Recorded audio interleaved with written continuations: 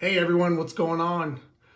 So today I want to talk about how to deal with problems, which we all have, and kind of focus more on solutions. And I think the challenge, especially if you're in real estate or you own a business, is there's really no manual to give you all sorts of scenarios. Meaning, if you're dealing with contractors and you're flipping properties and they don't show up or something happens to them, how do you deal with that? You have a tenant, they're getting downsized from their job, they've got to leave.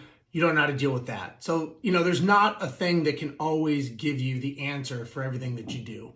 And, you always want to try to focus on the solution, because when you think about it, focusing on the problem is really looking in the rearview mirror, because the problem is something that happened. The solution is something that can get you out of what happened and get you towards the future. It's kind of like trying to drive your car through your rearview mirror. You've got this huge windshield in front of you, but yet you're focusing on the rearview mirror.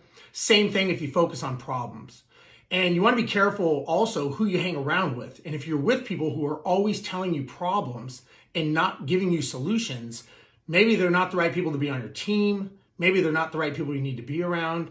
And you really need to think about being solution oriented, because problems are going to happen, right? They're going to happen in business. They're going to happen in your personal life with your kids. It doesn't matter. It's how you deal with it. And the best thing I would suggest is be able to kind of step out emotionally, which it's easier said than done, right? Just kind of stop, get out of it, give it back a couple feet, and then try to look at it. And the more you can remove yourself from the situation, the more logical you may be, and they say the best view is the 10,000 foot view, because you're looking at everything from above and you're not in the weeds. So if you can do that, sometimes it's just a mind state, but it's very important to be able to look at a situation objectively, as opposed to looking at a situation that now you're kind of in the weeds and you can't fix. And, that's the difference of being solution minded or problem minded, and trying to always deal with the problem as opposed to focusing on the solution.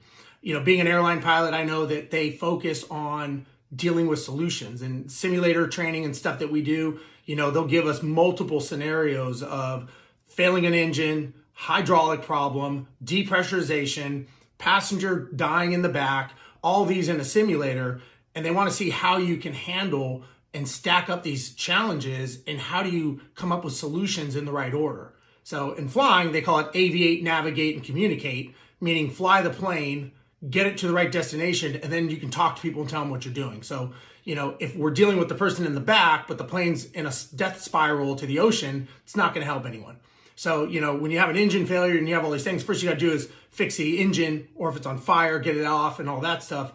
And it's just a way to look and prioritize what's important and go towards the solution. Because look, you're always going to have problems in life. You're going to have problems in your business. Things are going to come up that you didn't read about, you didn't learn about, someone didn't tell you. And that's just how it is. How you handle it and how you address it really is the most important thing. So always try to think about being solution minded and really ask yourself some questions like, okay, how can I fix this? Instead of saying, oh, this is bad, tenant trashed property, tenant left. Okay, how can I fix this? Maybe how can I write this out to see what the challenges were? Were there any red flags that caused this to happen that maybe I didn't notice or chose not to notice? Then you can actually make that a learning experience, and you can make it a policy and procedure. So a lot of times in the airline business, I use that as an example. Whenever there's a crash or catastrophe, a lot of times that's being used as an example to not do that, obviously. But it's kind of solution oriented, right? So what are some things that we could do not to do what these people did, not even knowing they did it, but it caused a catastrophic loss. And that's how they all of a sudden will now have a new policy procedure saying, okay, we no longer do this anymore because we found it's ineffective, and now we're going to be doing this. That's kind of solution oriented, and that's maybe things that you could think about, even though it's your business and it's your rental property and you're dealing with the contractors and you feel you're being taken advantage of. Remember, that's not going to get you anywhere. That's like driving in your rear view. Look through the windshield, look for the solutions, and start to emotionally detach yourself from it. Try to remove yourself from the situation, give the bird's eye view, and start looking at it objectively to look towards solutions. And that is the way I would suggest you deal with situations. See you guys later.